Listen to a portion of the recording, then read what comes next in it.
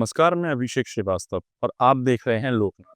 आइए डालते हैं आज की खास खबर पर नजर। ग्वालियर के सिटी सेंटर स्थित आकाशदीप अपार्टमेंट में मंगलवार सुबह एक सनसनीखेज घटना सामने आई, जहां एक वृद्ध महिला का नग्न शव बरामद हुआ।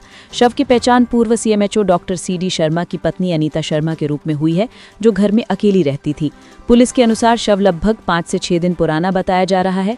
पड़ोसियों द्वारा 5 दिनों से घर का दरवाजा बंद रहने की सूचना के बाद पुलिस ने मौके पर पहुंचकर दरवाजा तोड़ा। महिला का शव बाथरूम के पास नग्न अवस्था में मिला, जिसके मुंह से खून बह रहा था। पुलिस प्रारंभिक तौर पर इसे बाथरूम से गिरकर चोट लगने और उठ न पाने का मामला मान रही है। अनीता शर्मा के पुणे और हैदराबाद में रहने वाले बेटे और बेटी को घटना की सूचना दे दी गई है।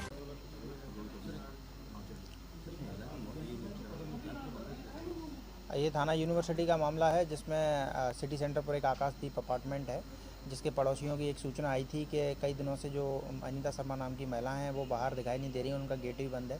इसी सूचना पर पुलिस वहां पहुंची।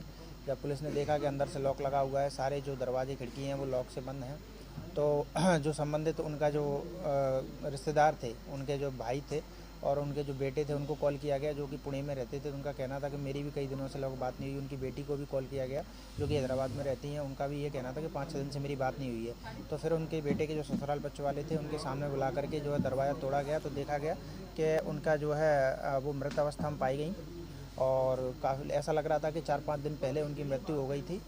जैसा जो प्रथम दृष्टया देखने में आया, उसमें बाथरूम में ऐसा लग रहा था कि फिसल के वो गिरी हैं। उसके लिए उनका भी पीएम हुआ है और उसमें जो भी तथ्य सामने आएंगे उसके आधार पर अभी तो मर्ग कायमी कर ली गई है। जो भी अगर कोई संदिग्ध तथ्य सामने आते हैं तो उसके आधार पर अग्रिम कार्रवाई की जाएगी।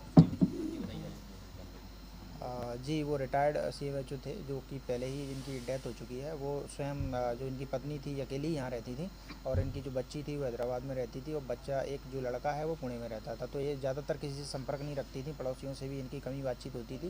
ज़्यादातर वो एकाकी जीवन जीती, उन्हें किसी से ज़्यादा संबंध नहीं था।